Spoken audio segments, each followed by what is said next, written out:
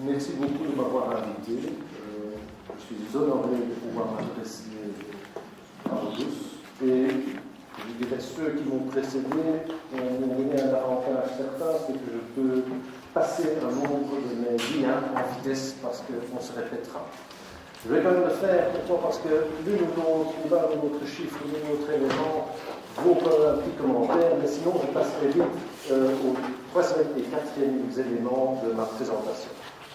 Ça, c'était l'agenda. Évidemment, l'accord papillon, ça vous a été présenté de façon magistrale.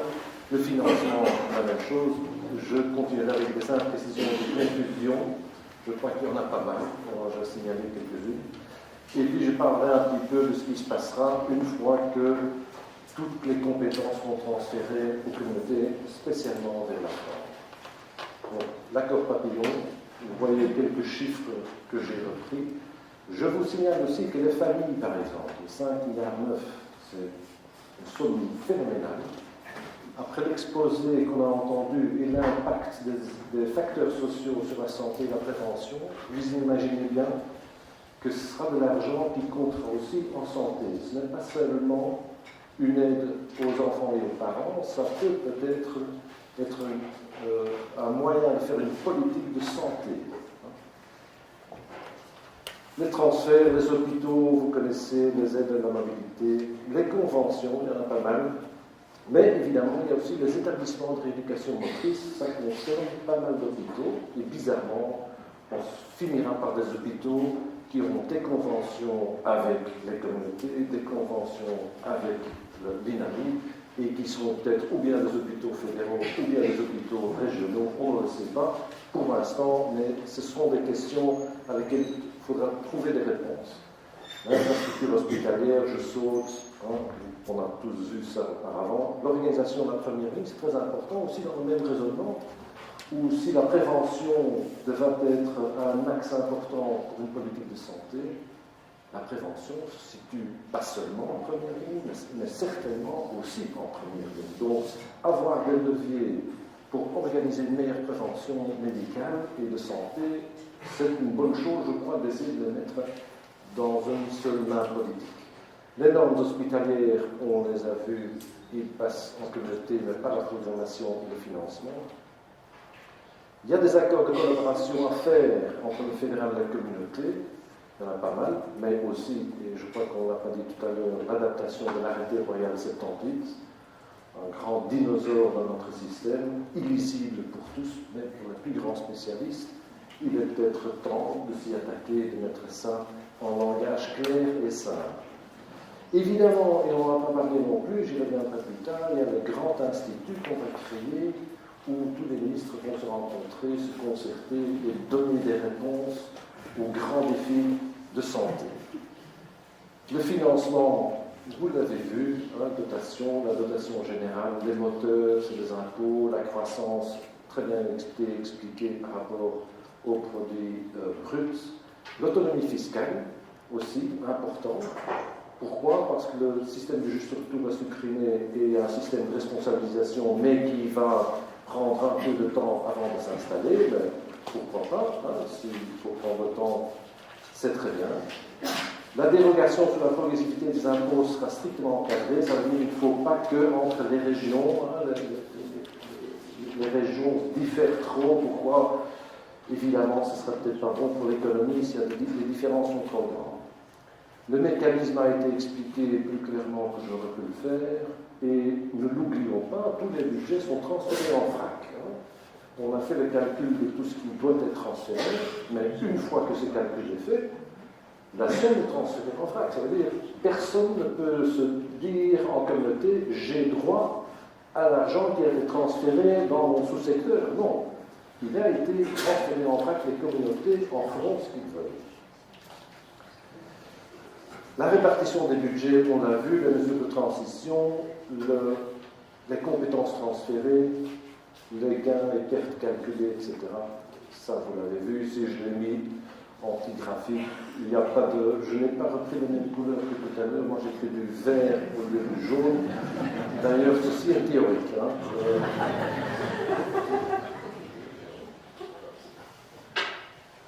dotation constante, puis diminution linéaire à partir de la 10e année jusqu'à la 20e année.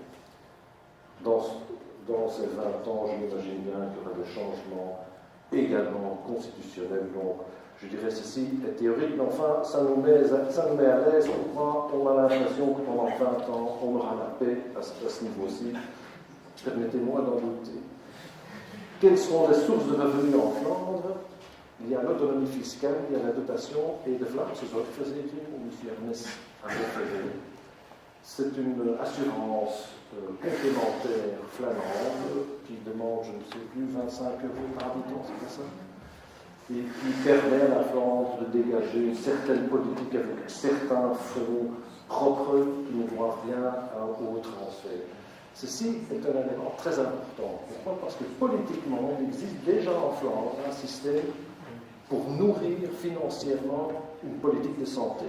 Pour l'instant, ça ne représente pas grand-chose, sauf pour les personnes, évidemment, auxquelles on paye une prime quand ils sont en problème. Mais le système existe déjà, co-géré d'ailleurs en partie par la mutuelle. Maintenant, quelles sont les imprécisions et ou les confusions qui pourraient exister? Évidemment, il y en a déjà un tas qui ont été mentionnés auparavant, mais je les reprends un peu sans doute d'une façon différente. D'abord, le statut de l'institution. Je prends les hôpitaux transférés. Je ne sais pas en revenir, apparemment il n'y en a plus.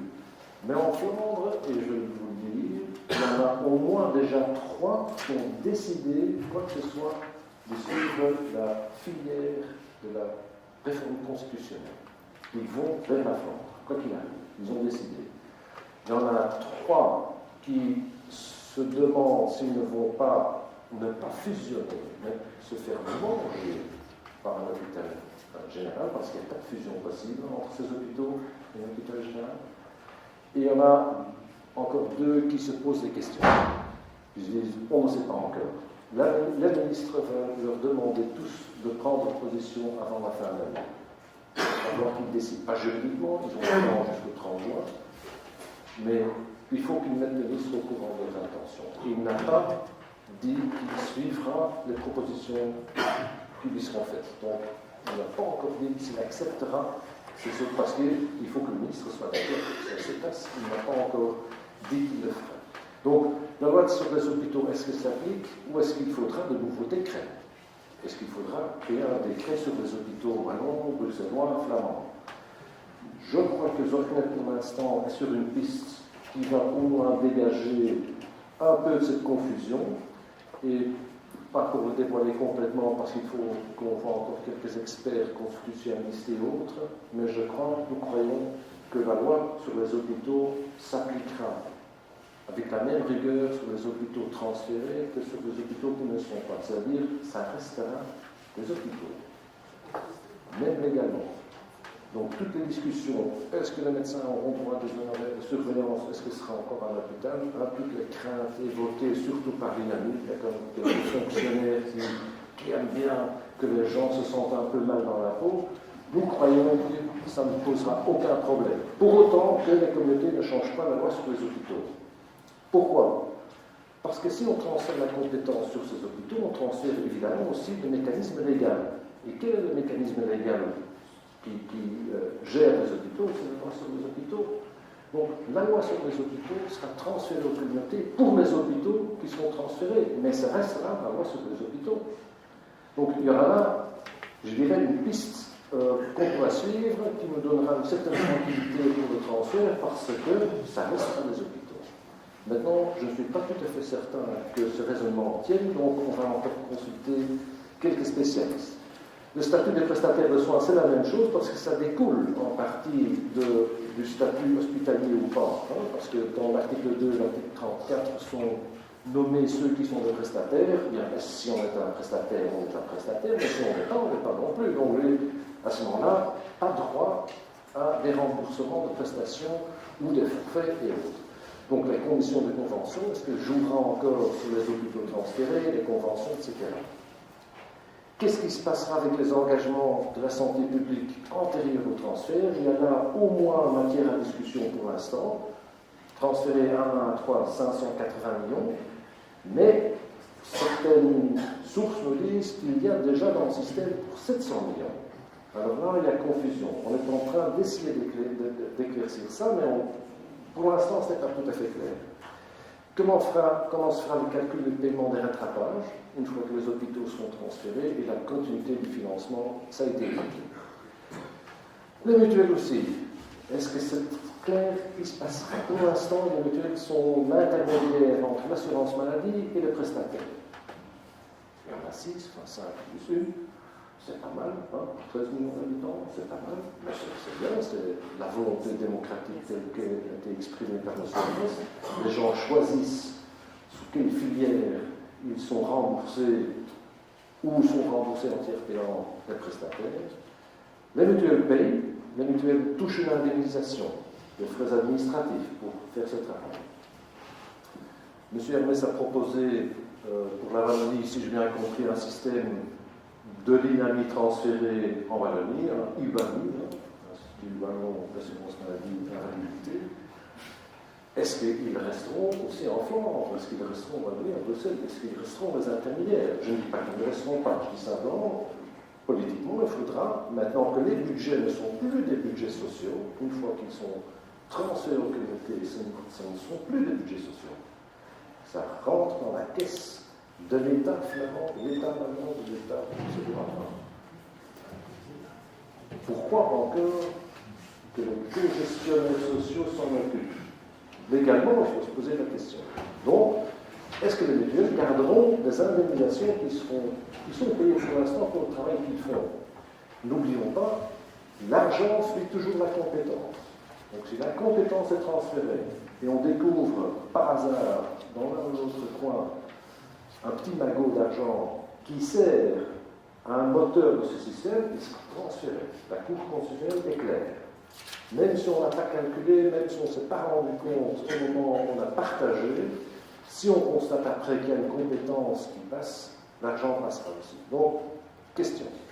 Le personnel, évidemment, vous êtes tous concernés par ce problème. Il y a certains transfert intégral des compétences est fait, le financement, mais est-ce que le maribel social, ce n'est pas de l'argent qui nécessairement rentre dans le budget des moyens financiers et le personnel affilié non plus?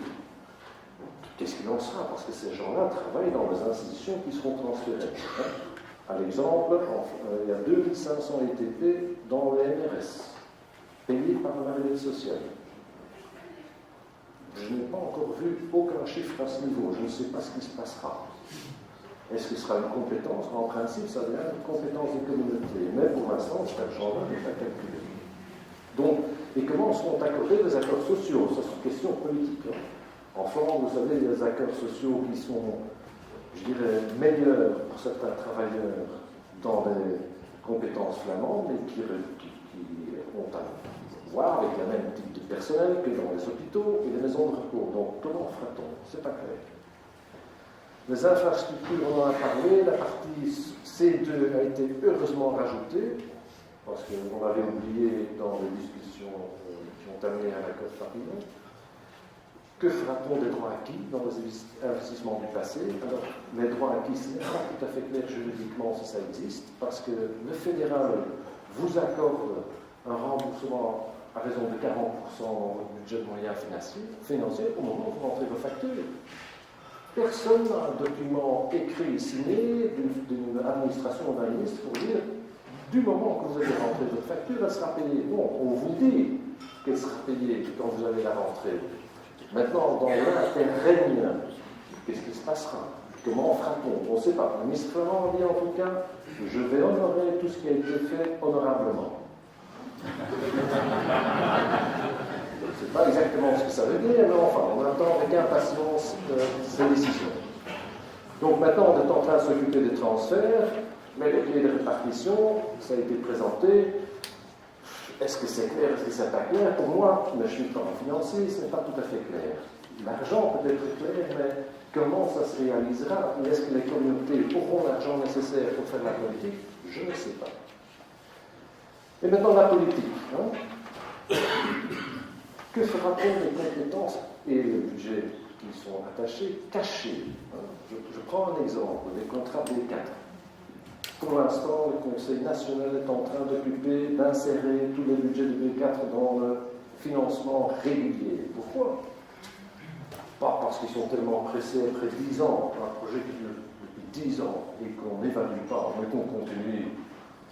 C'est pas vraiment un projet, enfin ça c'est la Belgique, on s'invente quelque chose et puis personne ne regarde. Mais pourquoi? Parce qu'ils ont tellement peur que, puisque les normes d'agrément passent aux communautés, mais une partie de ces projets-là ont à voir avec des normes. C'est-à-dire ce sont des projets pour voir si certaines façons de travailler devaient être imposées ou proposées à tout le monde deviendraient des normes.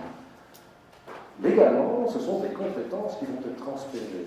Donc, si on n'essaye pas de les incorporer en vitesse dans le budget régulier, ils risquent d'être revendiqués par les communautés comme étant des budgets auxquels ils ont droit. Donc, ici, il y a une fuite de l'avant. L'SPF est en train de capturer ça, et en principe c'est une bonne chose, mais ça aurait dû se faire dans un temps non suspect, une telle non suspecto, tandis que maintenant, je suis un peu plus suspicieux des raisons pourquoi ils sont aussi intéressés par ce transfert. Il y a aussi en l'INAMI, par exemple, des soins alternatifs en protocole 3. Qu'est-ce qu'on fera des projets non attribués? Mais il y a de l'argent. En principe, il suivra les compétences. Pour nous, il n'y a pas de problème, mais apparemment pour l'INAMI qui a fait savoir que ce ne sera pas transféré, alors qu'un fonctionnaire devrait exécuter loyalement des accords. Pour l'instant, j'ai comme idée qu'il y en a quelques-uns qui ne pensent pas comme moi. Donc les projets article 56, il y en a pas mal non plus, par exemple sur les médecins généralistes, ok, la qualité en maison de repos, ça devrait être des budgets qui devraient être transférés. Légalement, d'après moi, il n'y a aucune discussion. Maintenant, vous verrez bien, d'après moi, des batailles d'arrière-garde et des gens qui essaieront de récupérer, comme a dit M. Hermès, ce sera peut-être une bonne chose pour le budget fédéral. Les communautés vont peut-être y perdre. Maintenant, le Grand Institut pour garantir, et je cite l'accord papillon, des réponses concertées aux grands défis en soins de santé. Définition du lieu permanent et interfédéral de concertation entre ministres.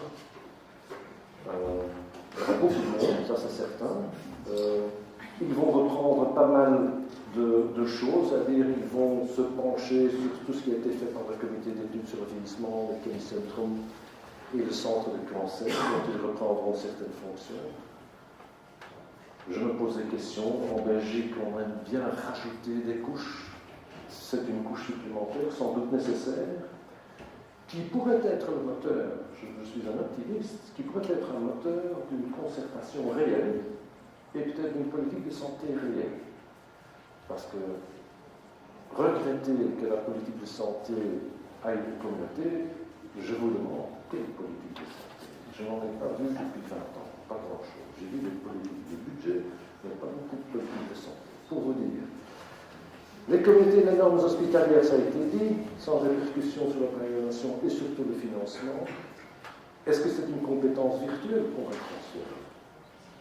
Puisque des normes qui n'ont aucun impact sur la programmation à la limite, parce que les normes devraient être le suivi de la programmation. Mais sur le financement, allez, franchement, je ne l'imagine pas. Sauf la couleur des murs ou des choses anodines, mais une fois qu'on va au sens même des normes, par exemple le personnel, on touche à l'argent. Il faudra trouver un accord avec le fédéral. Est-ce que ça veut dire que c'est une compétence virtuelle? Parce qu'aussi longtemps que le fédéral dit je ne veux pas changer, que devient cette compétence? D'un autre côté, si on l'accepte, est-ce qu'il n'y aura pas, et j'ai employé un mot politique, un splitting virtuel du budget? Parce qu'il faudra le faire. Si la Wallonie veut changer les normes d'agrément des services G, eh bien, il faudra dire quels sont les services wallons G et quels sont les autres. Donc, on fera un splitting, et c'est à l'intérieur d'un budget splitté qu'on pourra éventuellement faire des échanges. Je veux dire, bon, j'enlève un peu ceci, je rajoute ça, mais il faudra que ce soit neutre budgétairement ou qu'il y ait un accord d'en rajouter. Donc, je me pose la question, est-ce que c'est une source de frustration pour les communautés ou est-ce que c'est un splitting qui s'annonce? Ce n'est pas pour vous faire peur. Puis il y a le calendrier pour le processus législatif, vous le connaissez, il a été proposé, qu'est-ce qui est déjà prêt? les deux, et maintenant les discussions vont suivre, le vote on attend. La Flandre. Malheureusement, je n'ai pas pu traduire cette dia. Pourquoi? Elle a été sans doute reprise d'un texte et j'ai été confronté, je ne suis pas techniquement assez habile pour y changer quoi que ce soit. Quand vous voyez le gouvernement, il y a les ministres et les services qui en découlent, et vous voyez leurs fonctions d'organisme, bien-être, santé publique et famille. C'est déjà, je dirais, un centre administratif régulier dans le système. Ça, c'est la répartition actuelle du budget. Et vous voyez là, en bas, oui, il y a la flèche. Donc, déjà, 12,5% du budget sont alloués à bien-être, santé publique et famille. Avec le transfert, ça deviendra un budget phénoménal. Il monte de 3,7 milliards à 9,4 milliards. Vous imaginez bien que ce département fera l'objet de convoitises extrêmes lors du prochain gouvernement, formation du prochain gouvernement. Mais avec notre peur, et je vous le dis ouvertement, notre peur justement, que pour ne pas donner trop de pouvoir à un seul ministre, on va nous scinder et de faire un ministre du bien-être et un ministre de la santé publique. On a œuvré pendant 10 ans pour qu'ils se mettent ensemble, on l'a fait, et maintenant notre peur c'est qu'on le fasse. Surtout quand on s'imagine, par exemple, que les allocations familiales représentent un budget énorme, et justement, ça devrait être aussi un levier pour faire de la politique de santé, à long terme, en termes de prévention. Donc on verra bien ce qu'ils en feront. Il faudra attendre le mois de mai de l'année prochaine. On verra. Ça, c'est les secteurs fédéraux sont déjà partiellement présents, mais c'est comme en Wallonie, c'est la même chose. Il y a déjà une inspection, n'oublions pas l'inspection et l'agrément des hôpitaux est déjà depuis une durée communautarisé, depuis les années 80. C'est à ce moment-là que j'ai été transféré d'office, parce que les inspections des hôpitaux ont été transférées. Il y a une agence de soins de santé et VIPA, c'est le système qui donne des subsides aux hôpitaux. C'est l'abréviation de Vlaams Investeringsfonds voor persoonsgebonden aangelegenheden. Il y a ces acronymes qui en valent la peine. En bas à droite, vous voyez les petits acronymes IVA et EVA. C'est assez important en Flandre. En Flandre, on a créé des structures. La traduction littérale, c'est une agence interne autonomisée. C'est peut-être un néologisme, je ne sais pas, et une agence autonomisée externe. La différence, c'est que l'une a une personne juridique propre et est gérée par les externes et fait des accords avec le gouvernement, et l'autre, plutôt à l'intérieur du système, est gérée directement par le ministre. Maintenant, est-ce que c'est une opportunité pour les communautés? Si j'en parle, M. Hermès, certainement pas. C'est un grand drame, c'est le chaos, c'est un homme inquiet. M. Hermès est un homme inquiet. Et les hommes inquiets ont tendance à dire non et à faire dire non. Et quand on dit non, moi je m'imagine qu'on est dans une mauvaise position. Pourquoi? Parce qu'à ce moment-là, on va devoir accepter quelque chose qui n'est pas bien structuré. Et là, il a raison, M. Hermès. Cette réforme de l'État manque d'un fil conducteur. Il manque une ossature réelle. Ce sont des choses qu'on a rassemblées plutôt parce qu'il y a de l'argent derrière qu'une politique. Et là, il a raison. Mais pourquoi on est arrivé là? Ça, c'est une question, je dirais, de société assez sympathique, je dirais. Ce qui n'est pas transféré pour nous. Et vous savez bien que Zotner, auparavant, avait demandé qu'on transfère l'entièreté de la santé publique, justement pour éviter ce genre de débat. Oui, les généralistes, le fonds Impulsio va vers les communautés, mais les honoraires médicaux des généralistes n'y vont pas. On sent très bien qu'il y a là quelque chose qui ne tourne pas rond. Les soins infirmiers à domicile. Pas l'entièreté, évidemment, est aux personnes âgées, mais une grande partie. Alors que les soins institutionnels seront demain transférés complètement, à 100%, et les soins à domicile, alors que, et là M. Hermès a raison, c'est qu'il faudra essayer de trouver une façon de garder les gens aussi longtemps dans leur milieu naturel, chez eux, Mais alors que les deux budgets sont séparés, franchement, faire cette politique-là n'est pas évidente. Donc, comment on va faire? Comment peut une communauté dégager du budget qui a été transféré pour les maisons de repos, les maisons de repos et de soins, dans la prévention hors de ces institutions? On peut le faire, mais on n'a pas les compétences. Donc, ce n'est pas très bien. Évidemment, moi, j'ai cru que optimism is a moral duty. Là, je diffère avec M. Ernest. Je trouve qu'il faut être optimiste. Hein, il faut aller de l'avant. Et les acteurs en Flandre ont déjà proposé aussi des nouveaux modèles tels qu'ont été faits pour la Wallonie et Bruxelles apparemment.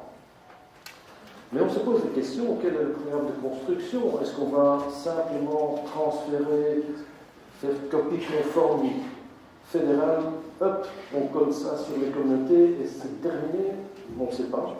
Quels sont les plans de construction? Qu'est-ce qu'on veut? Qui est le maître d'ouvrage? Est-ce que ce sont les partenaires sociaux ou est-ce que ce sera la politique? Ou est-ce que c'est un mélange? Où est la place pour les prestataires? Comment va-t-on le faire? Quels sont les défis? Les défis démographiques, mais il y a d'autres défis aussi, la technologie. On parle du transfert des soins chroniques vers des soins aigus vers les soins chroniques. Mais n'oublions pas que les soins aigus montent continuellement tous les ans. Ce sont une montée et des soins chroniques et des soins aigus. On ne peut pas dire on transfère de l'un vers l'autre. Justement, une partie des soins chroniques, c'est quoi? C'est quelqu'un qui a besoin de soins chroniques, mais qui fait des soubresauts en soins aigus continuellement. On repère maintenant des gens qu'on ne repérait pas il y a 20 ans. Donc ça veut dire que les soins aigus deviennent de plus en plus importants. Il faut faire un accord entre tout cela. On ne sait pas exactement où on va en venir. Et quel but voulez-vous nous atteindre? En Flandre, on a des buts de santé, on fait des accords avec les partenaires, que Gesondheidsdoelstellingen, on fait ça. C'est une bonne idée, mais est-ce qu'on pourra l'appliquer à tout ce qui était transféré? On ne sait pas. Donc, qui va prodiguer les soins et à qui? Quels soins et à qui? Et le débat entre l'institution et à domicile est un bon exemple. Et qui va payer? Je crois qu'il est... Je suis inquiet aussi un petit peu sur ce. Mais mon inquiétude ne me mène pas à dire que ça ne marchera pas. Je dis simplement qu'il faut être vigilant à ce que les systèmes s'adaptent pour exécuter ce qui a été décidé politiquement. Ce n'est pas évident, mais il faudra le faire. La Flandre a évidemment trouvé ses réponses dans, c'est aussi une bureaucratie, la Flandre, dans un grand livre vert. Et ce livre vert, j'en ai sorti 2 ou 3 exemples pour vous dire ce qu'il y a dedans. Il faudra le lire, évidemment, je ne sais pas s'il sera traduit, mais 150 pages, il y a plus que ça, je pense. 200 pages, c'est pas mal, un petit bouquin. Par exemple, pour les options de normes hospitalières, que dit ce livre vert? Il y a 4 options. On n'a pas fait de choix. Ce sera un livre blanc, un livre jaune, je ne connais pas exactement la symbolique de toutes ces couleurs, mais apparemment il y a un livre vert simplement vous annonce quelque chose sans prendre position. L'option 0, c'est la politique fédérale a changé. On prend tout, on transfère. Le Conseil national des établissements hospitaliers, eh bien ça deviendra le Conseil flamand, etc. C'est une option. Deuxième option, on actualise les normes dans un cadre d'une nouvelle politique flamande. Quelle sera cette nouvelle politique? Je ne sais pas, mais c'est une possibilité. Donc, on change. Troisième possibilité, on laisse le système s'autoréguler. En Belgique, directement la moitié de la salle aura peur. Pourquoi ça? Qu'est-ce que c'est l'autorégulation? Bien, je vais donner un exemple. En Europe, il n'y a pas de normes du personnel hospitalier. Aucune. Ça n'existe pas. Il n'y a pas un document qui dit ça fait j'ai 13 infirmières, 2 aides-soignants, rien du tout. Ça n'existe pas. Il dit simplement, nous voulons que les hôpitaux soient prêts à traiter autant de patients, et on fait un accord avec vous, et on va contrôler la qualité. Ce n'est qu'à 50 km d'ici, ce n'est pas à l'autre bout du monde, donc ça existe. Mais elle est légalement encadrée. Ils le font, ils vont voir ce que vous faites dans vos hôpitaux, ils vont voir si les patients sont bien soignés. Ils vous laissent la liberté de choisir combien de personnes vous traitez. Je vous signale qu'ils ont un supplément de personnel d'à peu près 30% en Hollande par rapport aux hôpitaux belges. Et pourtant, les soins ne sont pas nettement meilleurs que les autres. Et puis, quatrième possibilité, ça c'est pour faire plaisir à je ne sais qui, c'est l'autorégulation sans obstacle aucun. Ça se rapproche de la privatisation complète. Pour l'infrastructure hospitalière, c'est la même chose, mais enfin il y en a 6. L'option 0, évidemment, une combinaison politique, fédérale politique vivante, c'est-à-dire de 60 et 40% on fait autre chose. Éventuellement une collaboration privée-publique, mais pourtant que je sache, en Belgique, il y a un seul exemple d'un hôpital qui essaye de le faire et il n'y a pas encore un accord. Un financement forfaitaire, c'est aussi une possibilité. Autre chose, simplement, vous payez un forfait par lit agréé ou autre, et hop, vous le gardez, vous l'investissez comme vous voulez. Le concept d'un design, build and construct, c'est-à-dire qu'on privatise la construction et on paye celui qui fait pour vous, ou un arrêt complet du système de subsides.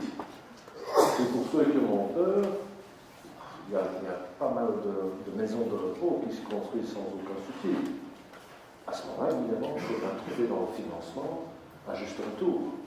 Si vous construisez un hôtel, le prix de l'hôtel est inclus dans le prix de la chambre. Chez nous, il est en partie inclus dans le prix de la chambre, mais 40%, les autres pourcents ne le sont pas, mais on pourrait les rajouter et le faire payer par ceux qui l'utilisent, c'est-à-dire les patients. Donc il y a là pas mal de possibilités. Les hôpitaux isolés, pour autant qu'il en reste. Donc, on pourrait faire une diversification de l'offre, mais malheureusement, la compétence de la revalidation n'a pas été transférée. Ici, on a transféré les objets, les hôpitaux et les conventions, mais pas l'idée. Donc, il y a des conventions qui restent, finalement, mais il y en a d'autres qui passent. Donc, par exemple, il y a un hôpital de Melsbrook, pour les sclérose en plaques, qui gardera des conventions fédérales à côté des conventions à transférer. Pour eux, ce sera sans doute un peu plus difficile. Est-ce qu'on trouvera un nouveau modèle de financement de gestion? Certains y pensent, parce qu'ils, je crois qu'ils ont raison, que la revalidation a été négligée par le fédéral, pour le dire gentiment. On s'en est pas occupé vraiment. Il y a là des trucs en système. Voilà, ça c'était mon appel.